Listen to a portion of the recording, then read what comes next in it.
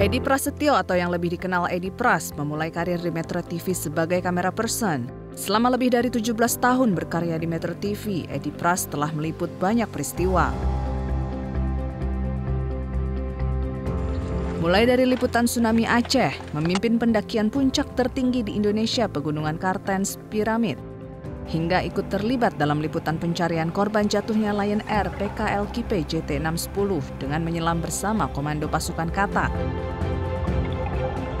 Banyak cerita dan pengalaman yang dialaminya selama peliputan adventure seperti terjebak di hutan, mengalami AMS atau Acute Mountain Sickness. Semua itu menjadikan Edi Pras pribadi yang bertanggung jawab dalam memimpin sebuah peliputan. Edi yang kini memegang program The Journey telah beberapa kali mendapat penghargaan dan itu tidak membuatnya puas untuk terus berkarya dalam menghasilkan karya-karya jurnalistik.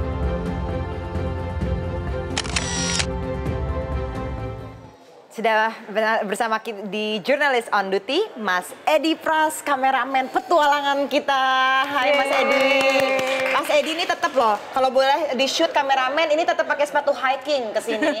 Karena seakan menanjak tangga Metro TV itu seperti menanjak puncak karir. Jadi harus pakai sepatu hiking. Mas Edi apa kabar? Baik. Jadi lagi nggak traveling sekarang? Kebetulan lagi istirahat dulu.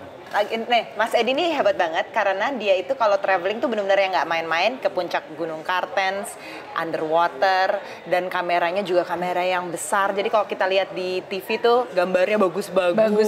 Bagus banget Kan? Terus ada reporternya, orang bilang, "Wih keren deh reporternya bisa ke situ." Sebenarnya enggak. Yang keren tuh kameramennya. Karena kameramennya bisa ke medan itu selain dia juga jadi pendaki atau penyelam, tapi dia sambil bawa kamera. Itu bener-bener amazing banget. Coba kita lihat, ini ada liputannya Mas Edi Pras yang kita sudah siapkan.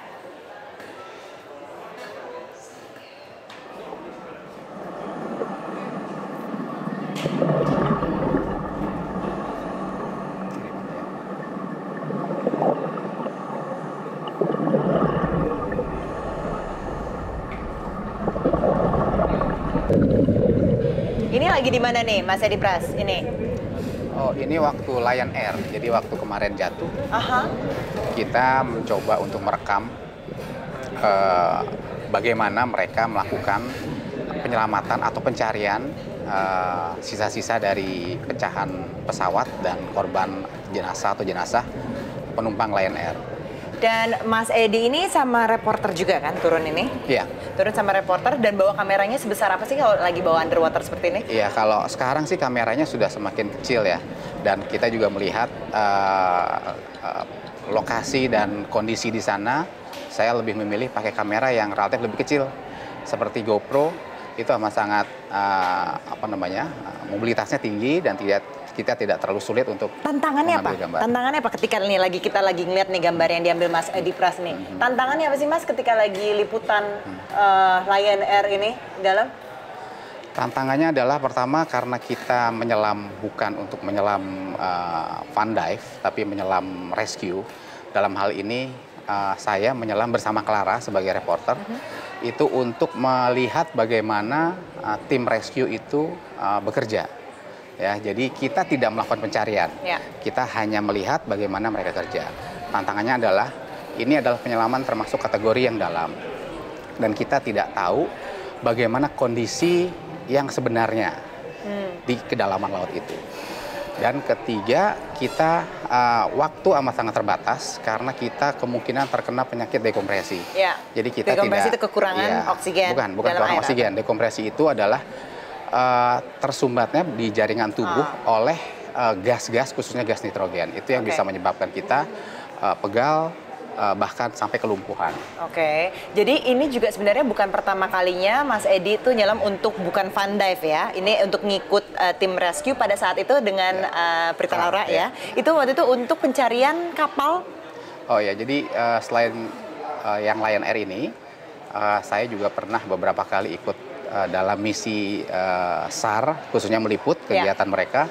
Itu di beberapa kejadian. Levina, kemudian Rimba 3, Sukhoi. Ya itu. Jadi udah beberapa kali. Dan tapi saya ingat sekali waktu laporan yang kapal Levina itu sebenarnya udah gelap banget kan, dan baunya pun juga udah nggak enak gitu di dalam. Gimana maintain untuk bisa ngambil gambar terus? Untuk gambarnya kan juga kalau misalnya untuk tayang di TV quality control harus bagus, harus layak begitu kan. Tapi di saat yang sama sangat nggak nyaman gitu ketika masuk untuk ngambil gambar itu. Jadi kondisinya pada saat itu karena kapal dalam kondisi masih mengeluarkan minyak ya, bahan bakar yang keluar dari kapal karena kebocoran lambung kapal, itu kita harus benar-benar waspada, jangan sampai ketika kita turun itu kita terkena minyak. Nah kalau kita terkena minyak ya sudah repot kita kan. Jadi begitu turun kita harus langsung masuk ke dalam air dan melihat bagaimana posisi kapal yang ternyata terbalik pada saat itu. Dengan kondisi visibility yang sangat minim, lebih minim dibandingkan yang kemarin yang Lion Air. Artinya berapa meter jarak pandangnya?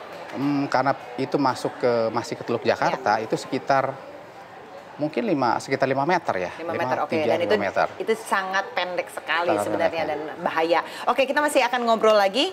Tadi kita udah dengarkan kok petualangan seperti apa, bencana seperti apa. Nanti kalau konflik bagaimana setelah jeda berikut ini, tetaplah bersama kami.